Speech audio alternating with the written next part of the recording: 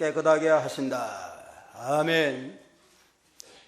오늘 증거할 말씀은 열매 맺는 성도가 되자 하는 내용입니다. 다 같이 따라 합시다. 열매 맺는 성도가 되자. 열매 맺는 성도가 됩시다. 가을은 추수의 계절인 동시에 열매의 계절입니다. 가을의 기쁨과 가을의 축복은 열매에 있습니다. 열매를 보는 기쁨, 열매를 거두는 기쁨, 이것이 농부의 최고의 기쁨입니다. 하나님께서 우리를 기름진 땅에 심어서 극상품 포도 열매를 원하셨습니다.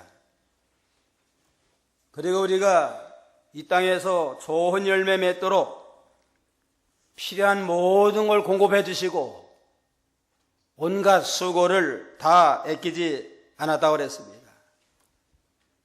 필요한 모든 수고를 다 해서 열매 맺도록 모든 역사를 다 이루셨는데 과연 우리는 얼마나 열매를 많이 맺었나?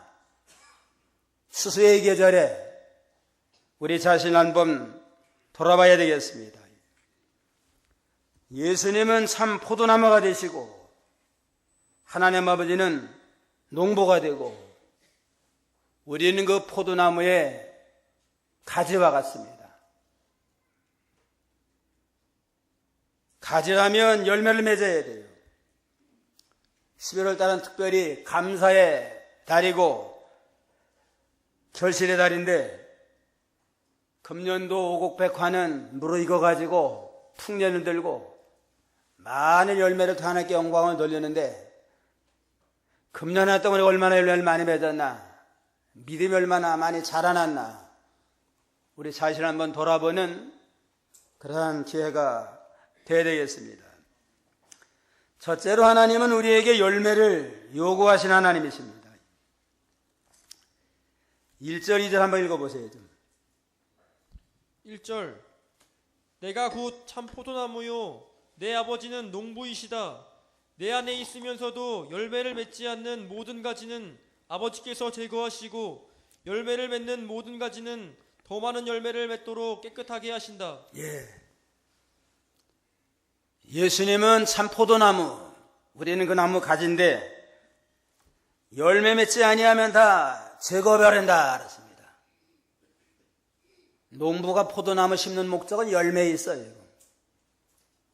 포도나무는 제목에도 못 쓰고 연료로도 변변치 못해요. 그러니까 열매가 없으면 무용지물입니다.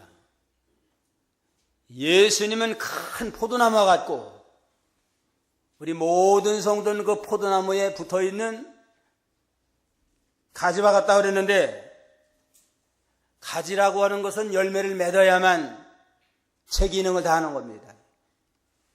나는 포도나무 넘어는 가지라는 건 우리로 하여금 예수 그리스도의 생명의 열매를 맺어라. 열매를 맺지 아니하면 아무 소용이 없다 하는 걸 우리에게 가르쳐주고 있습니다. 우리를 택해 주시고 불러주신 목적도 열매에 있어요. 15장 16절 다 같이 한 목소리 읽겠습니다. 15장 16절 너희가 나를 택한 것이 아니라 내가 너희를 택하여 세웠으니 이는 너희가 가서 열매를 맺고 너희 열매가 항상 있게 하여 내 이름으로 아버지께 무엇인지 구하든지 아버지께서 너희에게 주시게 하려는 것이다. 우리가 하나님을 택해서 우리가 예수 믿는 거 아니에요. 하나님이 창세전에 우리를 사랑으로 예정하고 택해서 불러줘서 우리가 예수를 믿는데 택한 목적이 뭐냐? 너희 가서 열매를 맺고 항상 열매가 충만한 가운데서 하나님 앞에 무엇인지 구하면 공급받게 하려고 우리를 불러주고 택해줬다고 했습니다. 그럼 우리는 하나님의 열매를 위해서 택함받고 부름받은 구원받은 성도로서 구원에 합당한 모든 열매를 맺는 성도가 되면 하나님을 기쁘시게 하고 영광 돌리는 복된 자가 되고, 열매 맺지 아니하면 하나님 앞에 영광을 가리우고 후에는 버림받을 수밖에 없는 불쌍한 자가 된다고 그랬습니다. 하나님은 포도원 농부와 같아가지고 포도 열매 맺는데 필요한 모든 걸 다 공급을 하셨습니다. 이사야 5장에 보면 땅을 파서 돌을 제하고 거기다 가장 좋은 극상품 포도를 심어가지고 제일 좋은 열매 맺도록 김매주고 때를 따라 비를 내려주고 우순 풍조 모든 기후 조건 모든 걸 다 섭리해가지고 열매 맺는 데 필요한 모든 걸 다 제공했습니다. 울투리 튼튼하게 쳐서 그 이리와 같은 게 들어오지 못하도록 울타리 튼튼해 놓고 망대까지 설치해가지고 포도주 틀 짤 수 있는 모든 여건을 다 준비해 놨는데 수수 때 해봤더니만 원하는 참포도는 맺지 아니하고 먹을 수 없는 들포도를 매가지고 탄식을 했다고 그랬습니다. 열매의 계절에 금년에 우리가 참포도 열매를 얼마나 많이 맺었나, 얼마나 믿음이 많이 자라났나 한번 돌아보는 그러한 계기가 되어야 됩니다. 열매 맺지 아니하면 이제는 다 찍어버려요. 그냥. 금년 한 해의 믿음을 결산하면서 돌아보고 회개하는 기회가 되어야 되겠습니다. 그러면 열매 맺는 성도가 되려면 어떻게 되느냐? 열매를 많이 맺으려면 첫째는 가지가 포도나무 원줄기에 붙어 있어야 돼요. 원줄기에 단단히 붙어 있어야만 그 원줄기로부터 생명의 진액을 받아가지고 포도 가지가 싱싱하게 자라고 시절을 쫓아 꽃을 피우고 거기에 아름다운 열매를 맺는 그러한 역사가 나타나게 됩니다. 4절에 보면 내 안에 거하여라. 나도 너희 안에 거하겠다. 가지가 포도나무에 붙어 있지 않으면 스스로 열매를 맺을 수 없는 것 같이 너희도 내 안에 거하지 않으면 열매를 맺지 못할 것이다. 포도나무 가지는 원줄기에 붙어 있어야만 생명을 유지하고 열매를 맺을 수 있습니다. 원줄기로부터 생명의 진액을 받아가지고 열매도 맺고 꽃도 피우는 생명 역사가 일어나가야 됩니다. 그런데 이 포도나무가 누구냐? 포도나무가 누구라고 그랬어요? 예수님이 포도나무니까 구원받은 성도는 예수님과 연합된 생활을 해야 돼요. 주님과 나 사이에 조금 더 막힌 것이 없이 연합이 돼가지고 시간마다 분초마다 예수님의 생명과 능력을 공급받아가지고 날마다 주님이 주시는 생명으로 주시는 은혜와 그 능력으로 힘으로 나가서 점점 믿음으로 자라나고 믿음의 열매를 맺혀나가고 예수님의 아름다운 성품, 인격을 점점 닮아나가는 생명 역사가 있어야 됩니다. 교회는 그리스도의 몸이라고 그랬습니다. 교회는 그리스도의 몸이니까 모든 성도는 몸된 그리스도의 몸에 붙어 있어가지고 늘 주님과 연합한 생활하고 주님의 인도와 주장을 따라가는 그러한 일을 할 때의 믿음이 점점 자라납니다. 열매라고 하는 건 가지가 나무에 붙어가지고 그 나무의 진액을 받아서 그 생명을 가지고 살아서 뭉쳐진 것이 열매 아니에요? 늘 그 원줄기에 붙어 있어서 계속적인 생명의 교통이 이루어져 나가야만 되고, 가지라고 하는 건 줄기에 붙어가지고 있으면서 또 줄기에, 그 원줄기에 모든 생명 역사를 공급받아가지고 꽃도 피고 열매도 맺는 역사를 이뤄나가도록 되어 있습니다. 원줄기들은 주님과 늘 연합한 생활하면 생명의 열매를 맺을 소망이 있고 아무리 유능한 자랄지라도 능력 있는 자랄지라도 주님과 연합된 생활을 하지 않고 주님과 상관이 없는 사람은 생명의 역사가 없어요. 육신적으로 세상적으로는 어느 정도 역사를 일어나갈지 모르지만 영적 생명의 역사는 일어나갈 수 없습니다. 암만 세상 권세자고 능력 있고 부자를 할지라도 인생은 가지와 같아요. 가지. 그러니까 주님을 떠난 모든 삶은 암만 세계 부귀영화를 누렸을지라도 육신적인 삶은 성공적으로 일어나갈 수 모르지만 영적 생명의 역사는 거기서 중단이 되고 영원한 믿음의 인생의 실패자가 되고 맙니다. 자가 열매 맺으려면 가지 되는 주님과 늘 연합한 생활을 해야 되고 둘째로 열매 맺으려면 가지가 새로워져야 돼요. 해마다 새 가지가 나와야만 거기서 새로운 열매가 맺혀지게 됩니다. 2절에 보면 내 안에 있으면서도 열매를 맺지 않는 모든 가지는 아버지께서 제거하시고 열매 맺는 가지는 더 많은 열매를 맺도록 깨끗하게 하신다. 너희는 내가 너에게 일러준 말로 이미 깨끗하게 됐다. 깨끗한 가지에 열매를 맺습니다.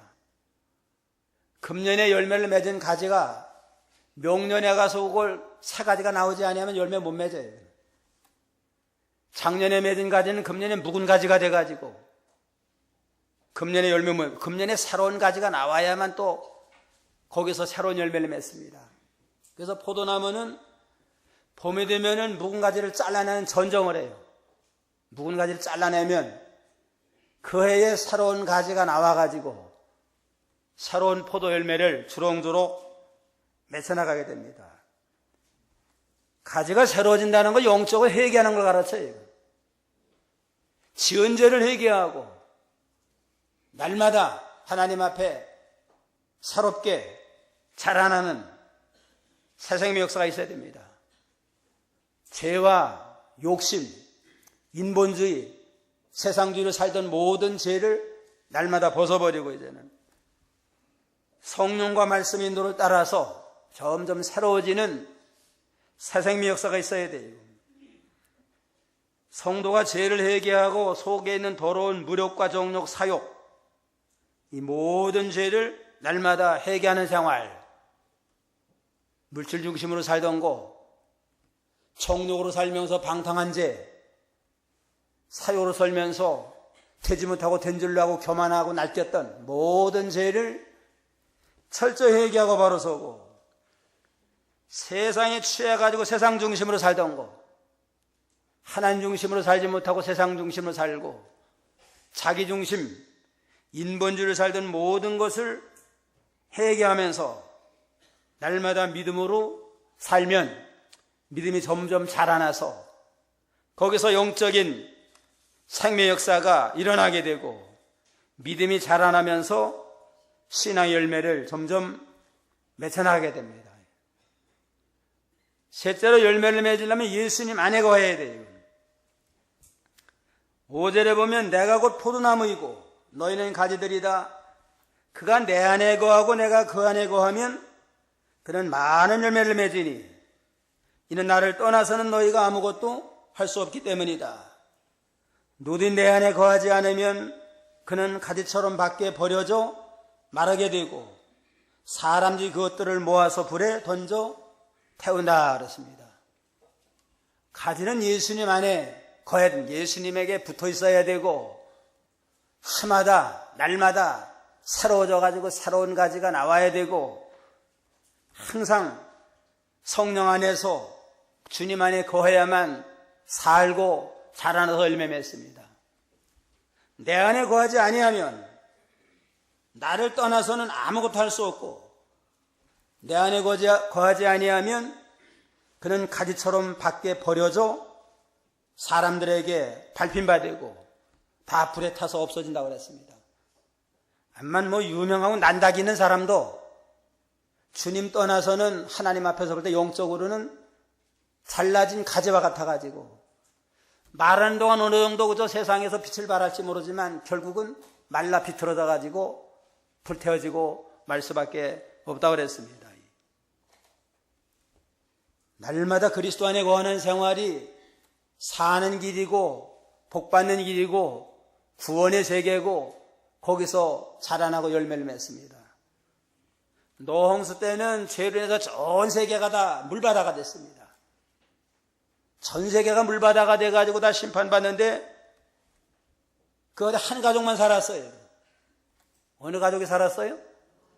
노아의 가족이 살았는데 어디에서 살았어요?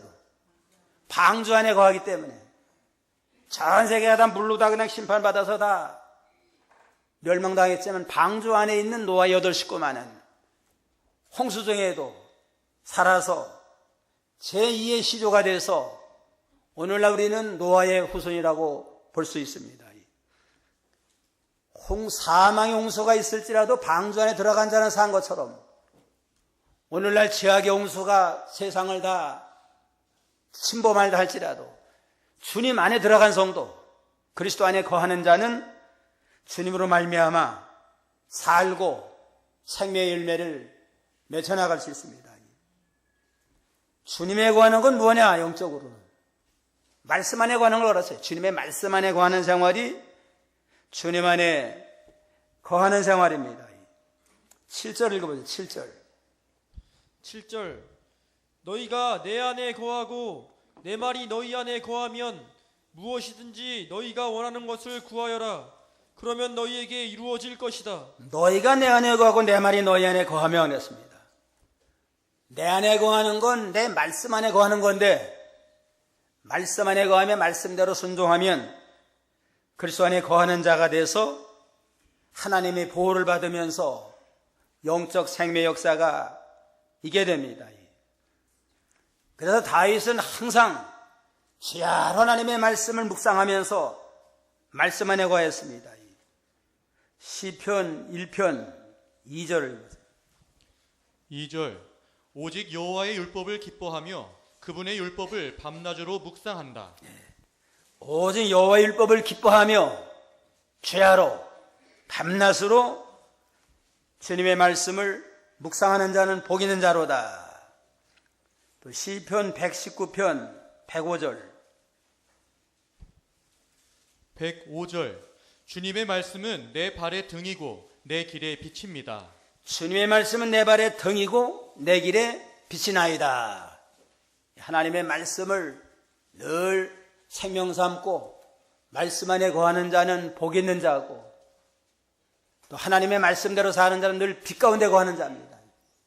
말씀이 우리 캄캄한 죄악 세상에서 발뿌리 앞에 등불과 같아가지고 말씀 안에 거하는 자는 항상 빛 가운데서 승리하며 영적 구원을 잘 이뤄나가는 그러한 성도가 돼서 승리하는 자가 되고 열매 맺는 복된 자가 될 수가 있습니다. 또 성령도 항상 말씀 안에 우리 인도해. 성령 인도를 바라는 건 말씀에도 따라가는 겁니다. 요한복음 16장 13절에 보면 진리의 성령이 오시면 그가 너희를 모든 진리 가운데로 인도하시리니 그가 자유로 말하지 않고 오직 듣는 것을 말하시며 장래를 너희에게 알리시리라. 성령을 진리의 성령이라고 그랬습니다. 진리대로 역사하는 성령인 까닭에 진리의 성령 인도를 따라 나가면 우리를 진리 가운데 말씀 진리 안에 거하게 함으로 우리 영이 살고 자라나서 점점 창성한 자가 되도록 은혜와 축복을 더하여 주십니다. 늘 말씀 안에 거하고 순종하는 생활이 그리스도 안에 거하는 자가 됩니다. 또 그리스도 안에 거하는 건 그리스도의 사랑 안에 거하는 겁니다. 주님이 나를 사랑하신다. 그 사랑을 잊지 아니하고 사랑의 세계에 거하는 생활이 주님 안에 거하는 생활입니다. 여기 본문 9절 10절 한번 읽어봐요. 9절 아버지께서 나를 사랑하신 것 같이 나도 너희를 사랑하였으니 내 사랑 안에 거하여라. 내가 내 아버지의 계명들을 지켜서 그분의 사랑 안에 거하는 것과 같이 너희가 내 계명들을 지키면 내 사랑 안에 거할 것이다. 아버지께서 나를 사랑하시는 것 같이 나도 너희를 사랑하였으니 내 사랑 안에 거하여라. 예수님은 하나님의 사랑을 잊지 아니하고 사랑 가운데 거하니까 십자가의 큰 환난도 하나님의 사랑이가 치는 걸 믿습니다 하고 믿음으로 나가서 십자가를 통과한 것처럼 하나님 우리를 사랑하신다. 사랑하되 죽기까지 우리를 사랑으로 구속을 하셨다. 죽기까지 사랑하시는 주님이 계신데 두려울 일이 뭐가 있어요? 어떤 위기를 만나고 어떤 어려움을 만나도 주께서 날 사랑하시고 하나님을 사랑하신다. 그 사랑 안에 거하면서 참고 견디면 모든 환난 가운데 를 건져서 믿음으로 승리하도록 하십니다. 말씀 안에 거하고 사랑 안에 거하고 또 그리스도 안에 거한다고 하는 건 그리스도의 몸된 교회 안에 사는 생활이에요. 교회 안에 거하는 생활. 그리스도가 몸이 그리스도의 몸이니까 교회가. 에베소 1장 23절에 보면 에베소 1장 23절도 한번 보세요. 23절 교회는 그분의 몸이며 만물 안에서 만물을 충만하게 하시는 분의 충만이다. 교회는 그분의 몸이다. 그리스도의 몸이다. 만물 안에 만물을 충만케 하시는 자의 충만하니라. 그리스도의 교회 안에 늘 거하는 생활, 성전 중심 생활하고 그리스도는 그리스도의 몸이다. 교회 안에서 늘 그리스도를 의지하고 살고 그 중심으로 살면 하나님이 사랑과 말씀을 인도해서 모든 환난과 시험도 이기게 하고 믿음으로 승리하게 하고 아름다운 말씀의 열매, 믿음의 열매도 맺혀나가도록 은혜로 축복을 하십니다. 모세 후계자가 여호수아가 됐는데 여호수아 갈렙이 열 정탐꾼 가운데 믿음으로 참 끝까지 그 모세를 잘 받들고 백성들 원망하는 가운데도 거기에 흔들리지 아니하고 믿음을 지켜서 가나안 땅까지 들어갔잖아요. 근데 여호수아하고 갈렙 두 사람 가운데 갈렙이 참 유능한 사람이고 유다 지파예요. 근데 왜 여호수아가 모세의 후계자가 됐을까? 유다 지파가 앞서잖아요. 근데 갈렙보다도 여호수아가 좀 자랑할 만한 건 늘 성전 생활했습니다. 모세를 모시면서 장막에 거하는 생활하니까 아마 특별히 하나님이 여호수아를 갈렙보다 크게 쓰신 것 같아요. 출애굽기 33장 11절 한번 보세요. 출애굽기 33장 11절. 11절 사람이 자기 친구에게 말하듯이 여호와께서 모세와 대면하여 말씀하셨고 모세가 진으로 돌아오더라도 눈의 아들이며 모세의 보좌관인 청년 여호수아는 그 장막을 떠나지 않았다. 모세와 대면에 하시며 모세는 진에 돌아오니 그의 수종자인 여호수아는 장막을 떠나지 아니라 장막 떠나는 건 장막 성전을 떠나지 않은 겁니다. 성전을 떠나지 아니하고 성전 가까이 하고 모세를 잘 받들고 나가니까 하나님이 여호수아를 하나님이 귀하게 써서 모세의 후계자가 되고 갈렙보다도 더욱더 존귀한 사명과 직분을 감당하도록 은혜와 축복을 더한 것을 알 수 있습니다. 늘 성전 생활하는 자가 그리스도 안에 거하는 자고 하나님께 더 큰 능력과 권능으로 역사하는 면을 우리가 알 수 있습니다. 우리가 성도로서 열매를 맺어야 되는데 열매 맺으려면 어떻게 해야 된다고 그랬어요? 가지로서 원 줄기를 떠나지 않는 생활을 늘 해야 되고 그 다음엔 또 어떻게 해야 돼요?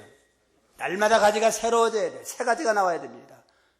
전에 하던 대로 그냥 하지 말고 날마다 새로운 마음으로 새로운 생명 역사를 이뤄나가고 그 다음에 그리스도 안에 거하는 생활을 해야 돼요. 예수 안에 거하는 생활하는데 주님 안에 거하는 건 말씀 안에 거하고 주님의 사랑 가운데 거하는 생활하고 늘 몸된 성전 성전 중립 생활하는 자에게 함께함으로 큰 능력과 권능으로 생명 역사가 있고 열매 맺는 복된 성도가 되게 하신다고 그랬습니다.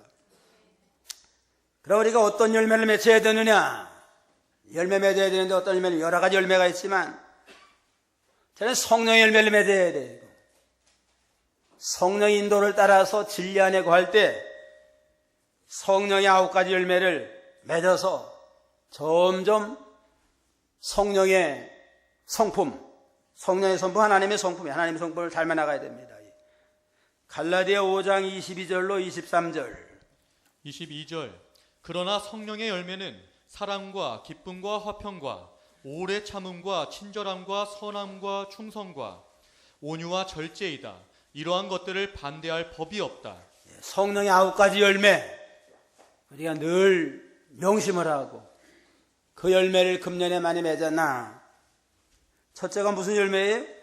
사랑의 열매 많이 맺었나? 얼마나 하나님을 사랑했나? 마음을 다하고 성품을 다하고 전적으로 하나님을 사랑하고 이웃을 내 몸처럼 사랑하라. 그러한 사랑의 열매를 맺었나? 돌아보고 그 다음에는 기쁨의 열매예요? 기쁨과 희락의 열매.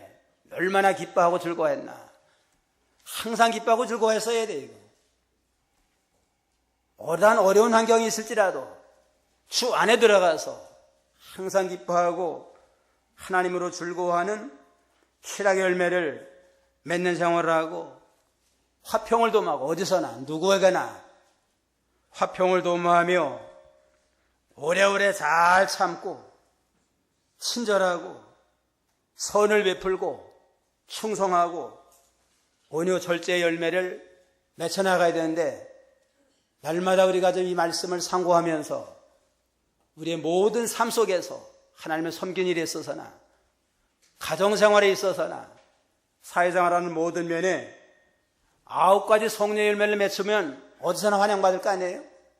하나님도 기뻐하시고 가정에서도 환영을 받고 직장생활에도 다 사랑이 풍성하고 항상 기쁨이 충만하고 모든 사람과 화평을 도모하고 싸우려고 하지 않고 오래오래 힘들어도 잘 참고 항상 친절하고 선을 베풀며 맺겨진 일에 충성다하고 온유하고 절제하면 하나님 앞에서나 모든 사람 앞에 사랑받는 존귀한 자가 됩니다. 그 다음엔 전도 열매를 맺어야 돼요. 예루살렘 유다 사마리아 땅끝을 증인이 되라. 주님의 지상명령인데 금년에도 얼마나 지상명령 순종해서 전도 열매를 맺었나 돌아보며 좀 회개해야 됩니다. 최소한도 1년에 한 사람은 열매 맺어야 되죠. 한 사람 열매. 많이 맺으면 좋지만 금년에 한 사람의 전도 열매를 맺었나 돌아보면서 열매 맺지 못하면 회개하고 저는 좀 더 하나님 앞에 바로 서서 열매 맺는 전도 열매 맺는 성도가 되도록 우리가 하나님 앞에 열심과 충성을 다해야 됩니다. 한 영혼이 중요해요. 한 영혼이 천하보다 귀하다고 그랬습니다. 어린 생명 하나라도 좀 인도하고 하나님 앞에 인도하려고 하는 전도에 대한 사명감, 책임감을 가지고 열매 맺는 성도가 되도록 모든 일의 삶과 조심을 하고 그 다음에 섬김의 열매, 섬김과 봉사 열매를 또 우리가 맺어야 됩니다. 예수님이 세상에 오실 때 나는 섬김을 받으러 오지 아니하고 섬기러 왔노라. 섬기러 왔노라 하시면서 목숨까지 우리를 바쳐서 죄인된 우리를 섬김으로 속죄의 제물을 바쳐드렸습니다. 마태 20장 26절로 28절까지 보세요. 26절. 그러나 너희 가운데서는 그렇지 않아야 한다. 누구든지 너희 가운데서 큰 자가 되기 원하는 자는 너희를 섬기는 자가 되어야 하고 또 누구든지 너희 가운데서 으뜸이 되기 원하는 자는 너희 종이 되어야 한다. 인자는 섬김을 받으러 온 것이 아니라 오히려 섬기러 왔고 자기 목숨을 많은 이들을 위한 대속물로 주기 위하여 왔다. 너희 가운데 큰 자가 되려면 섬기는 자가 되라. 주장하는 자가 세상에서 높은 자, 큰 자는 주장하는 자는 행사하는 자인데 믿음의 세계에서 큰 자가 되려면 섬기는 일 많이 하는 자, 종살이 많이 하는 자가 하늘나라 가서 큰 자가 되고 영광을 얻고 멸류관을 얻는다고 그랬습니다. 그래서 주님께서도 이 땅에 섬김받으러 오지 아니하고 섬기러 왔노라 하시면서 일생토록 섬기는 모범을 우리에게 보여줬습니다. 최후의 만찬석에서는 유대인들은 최후의 만찬할 식사를 하려면은 발을 씻겨주는 제도가 있습니다. 그 집 주인이 씻어주든가 주인이 종이 씻어주고 종이 없으면 주인이 씻어줘야 돼요. 없으면 또 있는 사람 가운데 한 사람이 일어나서 씻어줘야 되는데 예수님과 제자들이 만찬하는데 아무도 발 씻어줄 사람이 없어요. 주인이 없었던지 주인이 없었으면 누가 씻어줘야 돼요? 제자 가운데 한 사람이 일어나가지고 예수님 발부터 씻어줘야 되는데 서로 멀뚱멀뚱 그냥 눈치만 보고 있습니다. 서로 높아지려고. 내가 높아져야 되는데 내가 낮아져가지고 발을 씻어야 되겠느냐 해가지고 눈치만 보고 있으니까 예수님이 식사하시다가 일어나서 대에 물을 떠가지고 한 사람 한 사람 제자들의 발을 닦아줬다고 그랬습니다. 누구 발부터 닦아줬대요? 성경은 없는데 성경학자들이 가룟 유다 발부터 닦아줬대요. 자기 팔아먹는 가룟 유다 원수까지 살아가는 주님이시니까 사랑으로 가룟 유다 발부터 다 닦아주고 제자들 11제자 닦아주는데 뭐 아무 생각 없이 그냥 발 척척 내밀어요. 그냥 스승한테 미안한 생각도 없고. 제일 마지막에 베드로에게 오니까 베드로는 그래도 좀 나이가 있으니까 좀 양심이 있으니까 선생님 제 발은 절대 못 씻습니다. 감히 어떻게 선생님에게 제가 발을 씻으라고 하겠습니까? 그러니까 예수님이 내가 내 발을 씻기지 않으면 나와 상관이 없다. 그러니까 발분 아래 온몸을 씻어달라고 그러면 상관없다고 그러니까 그냥 겁이 덜컥 나가지고 그러나 이 온몸을 씻은 자는 발밖에 씻으면 씻을 필요가 없나니라 해서 예수님이 발 닦아주는 건 발을 닦아주는 섬김 부분을 보여줄 뿐만 아니라 주님은 발만 닦아주는 게 아니고 우리의 모든 죄를 씻어서 구원해주는 구주가 된다 하는 걸 영적으로 가르쳐주려고 모범을 보였습니다.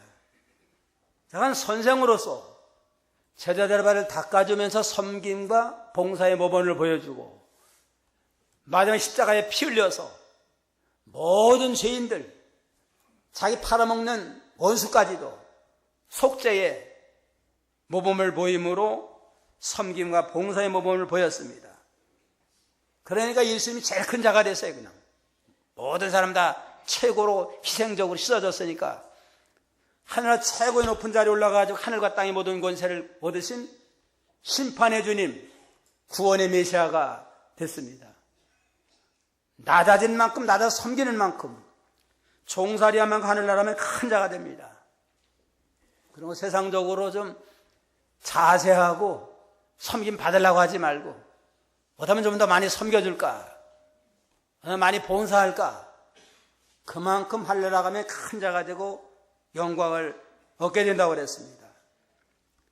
우리는 성령의 열매를 날마다 맺혀서 9가지 열매를 우리 인격 속에 맺혀나가고 전도의 열매를 맺혀서 우리가 1년에 한 사람은 좀 하나님 앞으로 인도해서 하나님께 영광을 돌리고 어디서나 섬기는 모범, 봉사의 모범을 보여서 어디서나 하나님 영광 드러내므로 하나님께도 영광 돌리고 모든 사람에게도 존경받는 믿음의 길을 걸어가도록 해야 되겠습니다.